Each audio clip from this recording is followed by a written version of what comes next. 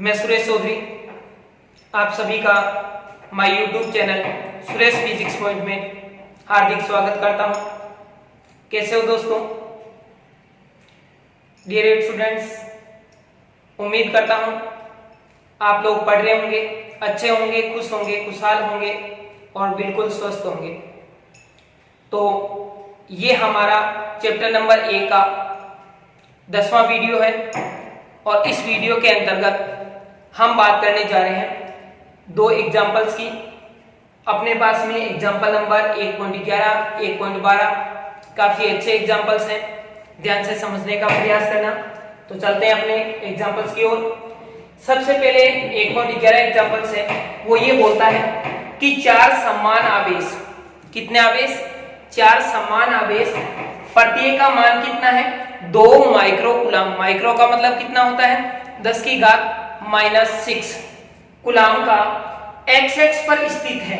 देखो दोस्तों, ऐसे ये अपने पास में x हो गई, ये मूल बिंदु मान लेते हैं और ये अपनी x है जिसके ऊपर ये आवेश स्थित है। तो दोस्तों क्या बोलता है कि 4 आवेश इसके ऊपर स्थित है। यह क्रम से 0, 2, 4 और 8 सेंटीमीटर दूरी पर स्थित है। 0 पर एक आवेश हो गया, ये पहला आवेश है Q1। एक यहां पर 2 सेंटीमीटर की दूरी पर आवेश है जिसको हम लिख लेते हैं Q2। एक आवेश अपने पास में 4 सेंटीमीटर की दूरी पर है, इसको हम लिख लेते हैं Q3।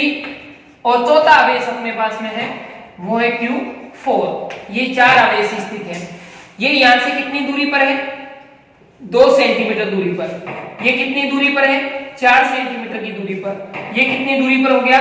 8 सेंटीमीटर की दूरी पर हो गया। अब आगे क्या बोलता है कि 2 सेंटीमीटर पर स्थित आवेश पर परिणामी बल ज्ञात कीजिए। यानी कि ये जो 2 सेंटीमीटर पर आवेश स्थित है ना, इसके ऊपर हमें क्या ज्ञात करना है? परिणामी बल ज्ञात करना है। किसकी वजह से? इस आवेश और इस आवेश, इन तीनों आवेशों की वजह से इसके ऊपर टोटल कितना बल लगेगा, ये वैल्यू हमें ज्ञात करनी है। तो देखते हैं, इस आवेश का मान अपने पास में 2 माइक्रोकूलम, इस आवेश का मान भी अपने पास में 2 माइक्रोकूलम, इस आवेश का मान भी अपने पास में 2 माइक्रोकूलम और इस आवेश का मान भी अपने पास में 2 माइक्रोकूलम है। तो दोस्तों ये आवेश और ये आवेश परिमाण में समान और समान प्रकृति के होने की वजह से इन दोनों के बीच में क्या लगेगा? प्रतिकर्षण बल लगेगा। तो ये आवेश इसके ऊपर बल कौन सी डायरेक्शन में लगाएगा? ये आवेश इस आवेश को प्रतिकर्षित करेगा, यानी कि इस डायरेक्शन में बल लगेगा। इसको मैं यहां पर दे देता हूं, मान लो A स्थिति, इसको दे देता हूं P स्थिति, इसको दे देता हूं C स्थिति और इसको दे देता हूं D स्थिति। तो दोस्तों इसकी वजह से इसके ऊपर लगने वाला बल है वो हो जाएगा Fa वेक्टर। समझ में आई ये बात? इस आवेश की वजह से इसके ऊपर लगने वाला जो बल है इस डायरेक्शन में होगा और इसका मान होगा Fc वेक्टर। इस आवेश की वजह से इसके ऊपर लगने वाला बल है वो प्रतिकर्षण बल होगा इस डायरेक्शन में और उसका मान कितना होगा? Fd vector. अब हमें जो ज्ञात करना है ना, वो ये ज्ञात करना है कि इसके ऊपर टोटल बल कितना लग रहा है, कुल बल, परिणामी बल कितना है। तो आते हैं अपने एग्जांपल पर। एग्जांपल नंबर 1.11 सॉल्यूशन देखते हैं इसका। तो दोस्तों यहां पर जो कुल बल होगा ना, ये ऐसा लिख दूं, B स्थिति पर स्थित आवेश पर कुल परिणामी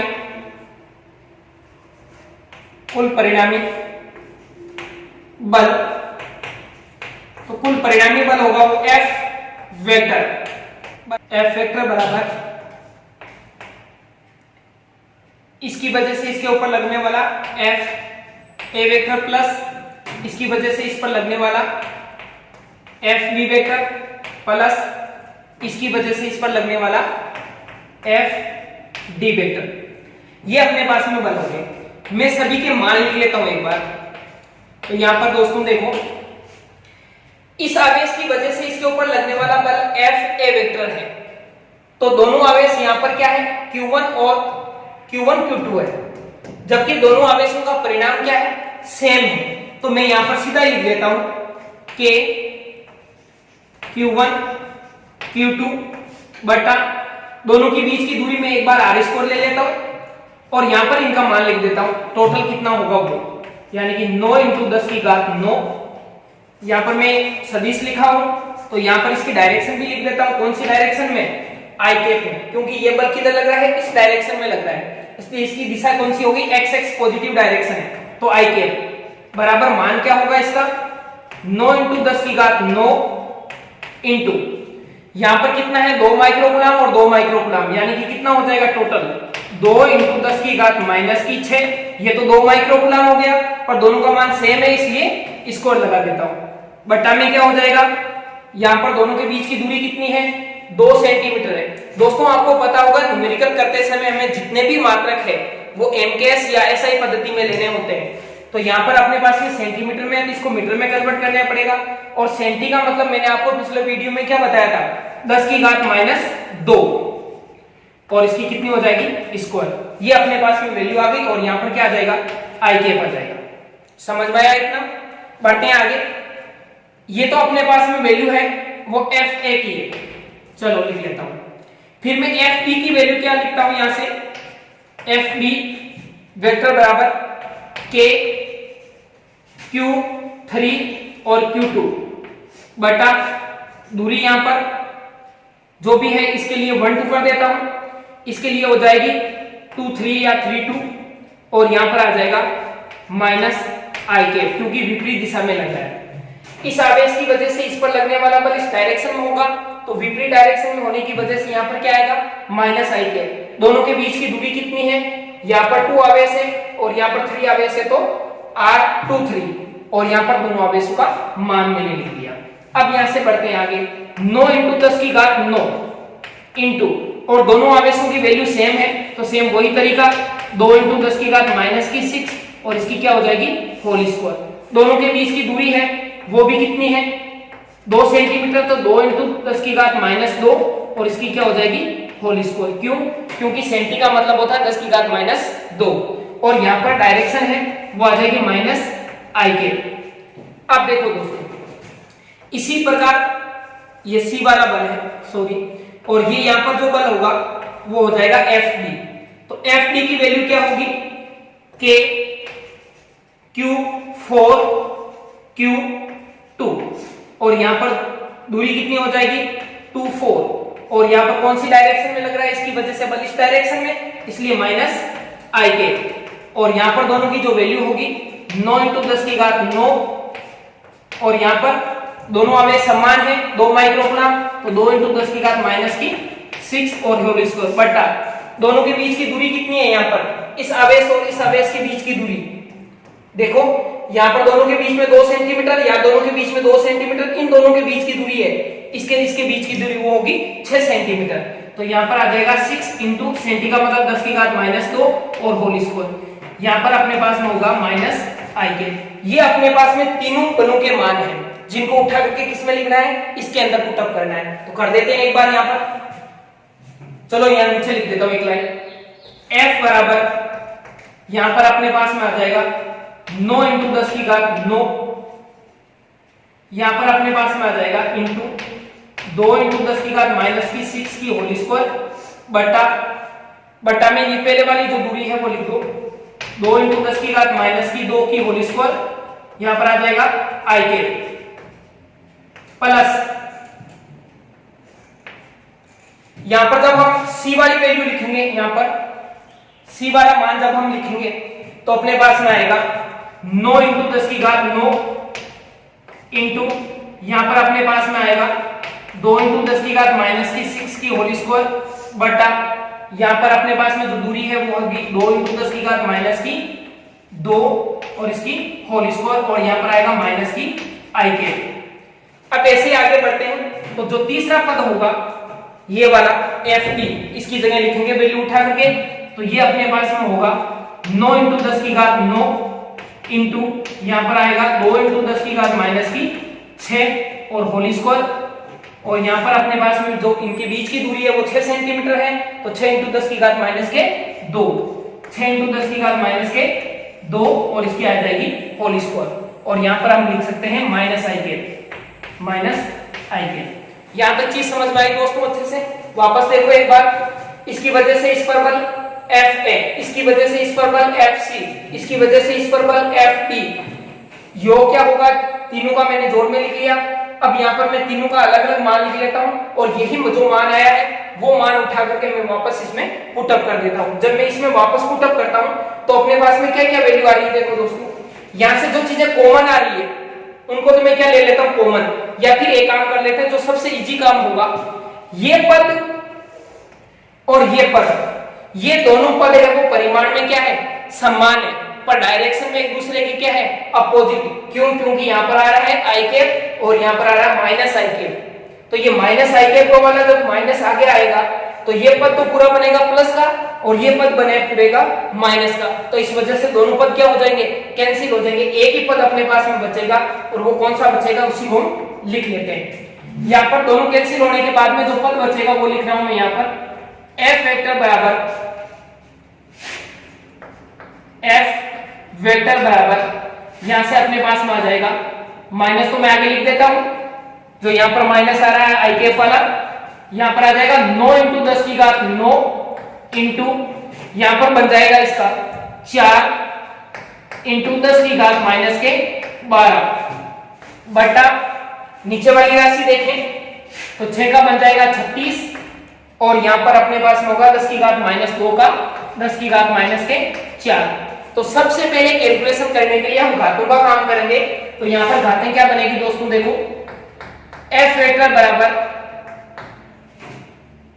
9 इंटू 4 बटा 36 इंटू यहां पर जो घात आ रही है वो आ रही है 10 की घात 9, यहां पर जो घात आ रही है वो आ रही है 10 की घात माइनस के 12 और नीचे वाली 10 की घात माइनस की 4 है, ऊपर जाएगी तो 10 की घात प्लस की 4 बन जाएगी।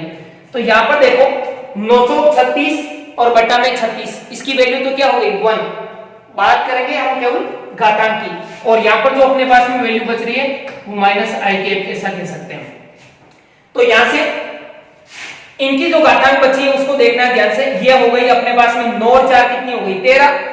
तो यहां पर मैं लिख सकता हूं इक्वल 10 की घात यहां पर कितनी आ रही है 12 माइनस की और प्लस की कितनी है 13। तो यहां पर हो जाएगी अपने पास में प्लस की, पहले लिख लेता हूं 13 इंटू फिर लिख लेता हूं 12। तो यहां पर कुल मिलाकर के अपने पास में जो वैल्यू बचेगी एफ वेक्टर की वो अपने पास में बचेगी 10 आई कैप न्यूटन।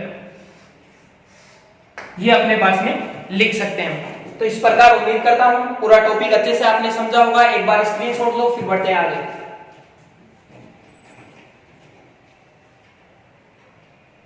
करते हैं नेक्स्ट एग्जांपल की बात। नेक्स्ट एग्जांपल में क्या कह रहा है कि 4 समान आवेश प्रत्येक q मान का, अपने पास में 4 आवेश है समान परिमाण के हैं और उसका परिमाण कितना है q, स्मॉल a भुजा वाले वर्ग के चारों कोनों पर स्थित है।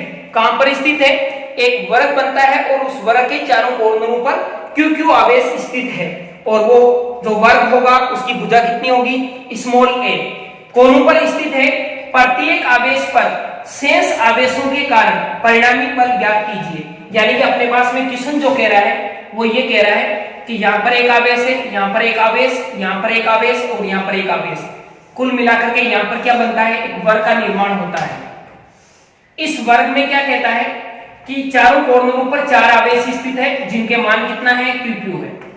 लिख लेता हूं मैं यहां पर ये q आवेश है और प्रत्येक जो इसकी भुजा है वो अपने पास में कितनी है a, सभी की भुजाएं कितनी है a है।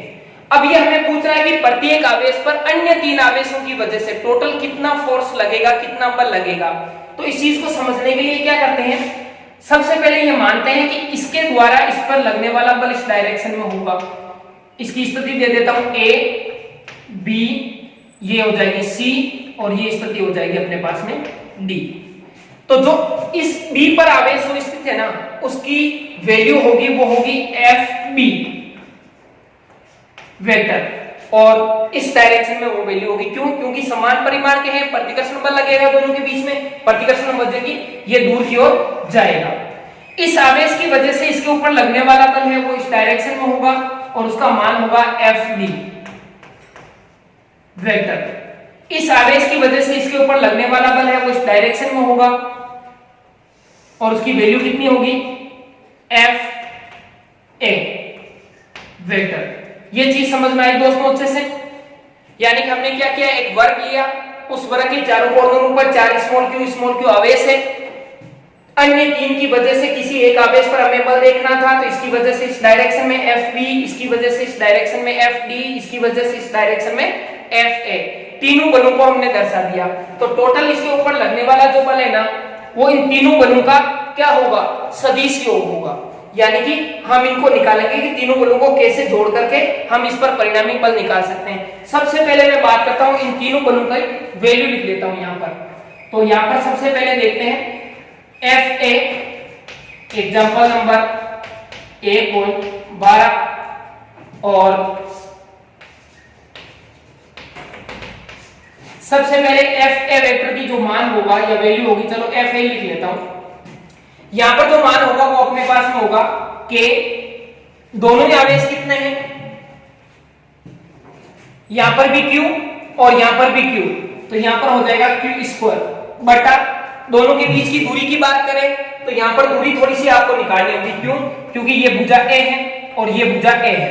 आपको पता है दोस्तों कि ये अपने पास में एक समकोण त्रिभुज बनता है जिसकी ये भुजा भी A है और ये भुजा भी A है। हमें ये ज्ञात करनी है। तो आपको पता है कर्ण स्क्वायर बराबर क्या होता है, आधार स्क्वायर प्लस लंब स्क्वायर। तो यहां पर A² प्लस A², टोटल कितना होगा 2A²। और इधर क्या आ रहा है, कर्ण की स्क्वायर। हमें क्या चाहिए, केवल कर्ण चाहिए। तो केवल कर्ण चाहिए तो इस स्क्वायर को इधर भेजेंगे तो क्या बन जाएगा अंडरूट, और अंडरूट में ये वैल्यू निकल करके अपने पास में आएगी अंडरूट 2A। यानी कि ये तो आ जाएगा बाहर, यानी कि ये बन जाएगा अंडरूट 2 और A। ये अपने पास में दूरी बनेगी किसके बीच में, इन दोनों आवेशों के बीच में। तो बढ़ते हैं आगे।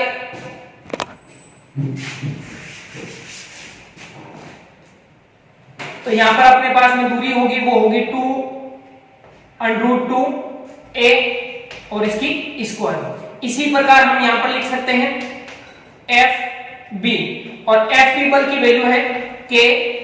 क्यों? क्योंकि यहां पर भी Q है और यहां पर भी Q है और दोनों के बीच की दूरी कितनी है A, तो हो जाएगा A²। ऐसे ही Fd जो है बल, उसकी वैल्यू हो जाएगी Q² और दोनों के बीच की दूरी कितनी है A, तो हो जाएगी A²।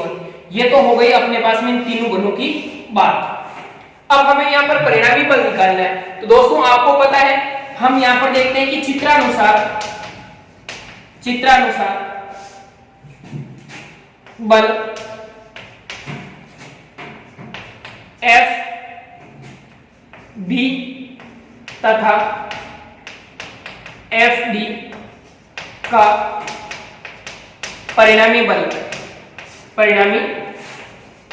बल।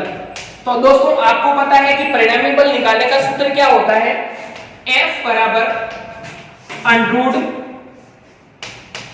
Fb की स्क्वायर प्लस Fd की स्क्वायर प्लस 2FB Fd, और यहां पर क्या आता है कोस थीटा। और ये जो थीटा है ना, ये दोस्तों किस किस के बीच का कोण है, Fb और Fd के बीच का कोण है। अब Fb और Fd के बीच का कोण हमें देखना है, तो कैसे देखेंगे कि यहां पर अपने पास में ये दोनों बल है और इन दोनों के बीच का जो एंगल है वो कितना होगा 90। तो यहां पर हम 90 यूज करेंगे। तो देखो F वेक्टर बराबर under root Fb² plus Fd² plus 2FB Fd, और यहां पर आ जाएगा cos 90। और आपको पता है cos 90 की वैल्यू कितनी होती है 0। तो यहां पर कंप्लीट पद क्या हो जाएगा 0 हो जाएगा। तो इस पद को छोड़ देते हैं। यहां पर अपने पास में जो भी वैल्यू बचेगी वो अपने पास में होगी Fb² प्लस Fd²। ये अपने पास में वैल्यू बचेगी इन दोनों का परिणामी मान। अब यहां पर इन दोनों का मान कैसे निकालेंगे, अंडरूट यहां पर अपने पास में क्या हो जाएगा K²। क्यों? क्योंकि यहाँ पर एफ बी की वैल्यू कितनी है के, और यहाँ पर स्कोर है, सबके स्कोर लग जाएगा कंप्लीट के। तो यहाँ पर हो जाएगा के स्कोर क्यू की पावर 4 और यहाँ पर ए स्कोर है तो इसकी घात हो जाएगी 4 प्लस यहाँ पर क्या हो जाएगा के स्क्वायर और क्यू की पावर 4 और यहाँ पर हो जाएगा ए की पावर 4। तो यहाँ पर अपने पास में बनेगा f बराबर, देखो ये पद और ये पद सेम है तो दोनों जुड़ करके क्या बन जाएगा 2, तो ये हो गया 2 के स्क्वायर क्यू की पावर 4 अपॉन ए की पावर 4 और इसके क्या लग जाएगा अंडररूट। तो यहाँ पर अपने पास में वैल्यू क्या बचेगी अंडररूट 2 और यहाँ पर अपने पास में के क्यू स्क्वायर बटा ए स्क्वायर, ये अपने पास में वैल्यू आएगी f की। तो f है वो मान तो आ गया, पर यहाँ पर इन दोनों पदों का जो परिणामी बल होगा ना वो यहाँ पर होगा या यहाँ पर होगा या यहाँ पर होगा, वो किस पर निर्भर करेगा, वो निर्भर करता है इनकी वैल्यू के आधार पर, और दोनों की वैल्यू सेम है इसलिए ये जो f बल है ना वो इस डायरेक्शन में ही लगेगा, तो f बल लगेगा इस डायरेक्शन में। अब देखो ये f और एफ ए ये दोनों एक ही डायरेक्शन में, यानी जो हमारे पास में परिणामी आया अभी वो और एफ ए ये दोनों एक ही दिशा में होने की वजह से क्या हो जाएंगे जुड़ जाएंगे। तो यहां पर देखते हैं अगेन, तो यहां पर किस पर देखना है सी बिंदु पर, सी पर परिणामी बल, और सी पर जो परिणामी बल होगा वो अपने पास में एफ परिणामी बराबर, दोनों को जोड़ दो f plus F A, F की वैल्यू कितनी आ रही है अपने पास में अंडरूट 2 के क्यू स्क्वायर बटा ए स्क्वायर प्लस एफ ए की वैल्यू कितनी है अपने पास में, ये वैल्यू उठा के यहाँ लिख दो। जैसे ये वैल्यू यहाँ लिखेंगे तो अपने पास में होगा के क्यू स्क्वायर बटा 2 ए स्क्वायर। यहां पर अपने पास में सबका मान लिखने के बाद में जैसे ही मैं जो भी ऐसे कॉमन आ रही है उनको कॉमन वापस ले लेता हूं, इन दोनों पदों के अंदर जो कॉमन है उनको ले लेता हूं बाहर, तो ये होगा अंडरूट 2, यहां पर आ जाएगा प्लस 1/2 और यहां पर अपने पास में कॉमन आ रहा है के क्यू स्क्वायर बटा ए स्क्वायर। क्यों? क्योंकि ये दोनों पदों के अंदर वैल्यू है। अब यहां पर ये जो पद है ना उसको मैं यहां पर लेसे पे ले लेता हूं दोनों का, जैसे ही मैं लेसे पे लेता हूं तो लेसे पे आएगा 2, यहां पर इसके बटा में एक का भाग 2 में 2 बार 2 को इससे मल्टीप्लाई किया तो आ गया 2 अंडरूट 2, कितना बनेगा 2 अंडरूट 2 प्लस इसका भाग इसमें एक बार एक को एक से मल्टीप्लाई किया 1 और यहां पर आ गया के क्यू स्क्वायर बटा ए स्क्वायर, ये वैल्यू अपने पास में बन गई। अब हमें क्या करना है, हम चाहें तो इसका मान लिख सकते हैं, पर हमारे पास में यहाँ पर क्यू की वैल्यू नहीं है, क्वेश्चन में दे रखी है, केवल क्यू ही दे रखा है, ए का मान भी नहीं दे रखा है, ए ही दे रखा है, तो यहाँ पर ए और क्यू दोनों चीजें लिख सकते हैं। इस चीज को मैं थोड़ा सा ठीक लिख दूं, तो चाहूं तो कॉमन लेकर के लिख दूं या फिर जैसा है वैसा का वैसा ही रहने दूं। तो कुल मिलाकर के अपने पास में एफ परिणामी क्या प्राप्त हुआ, एफ परिणामी बराबर यहां पर हो गया अपने पास में अंडरूट 2 या 2 अंडरूट 2 प्लस 1/2 और यहां पर अपने पास में वैल्यू आ जाएगी के क्यू स्क्वायर बटा के क्यू स्क्वायर बटा ए स्क्वायर, ये वैल्यू अपने पास में आ गई। तो दोस्तों एक बार स्क्रीनशॉट लो, फिर बढ़ते हैं आगे।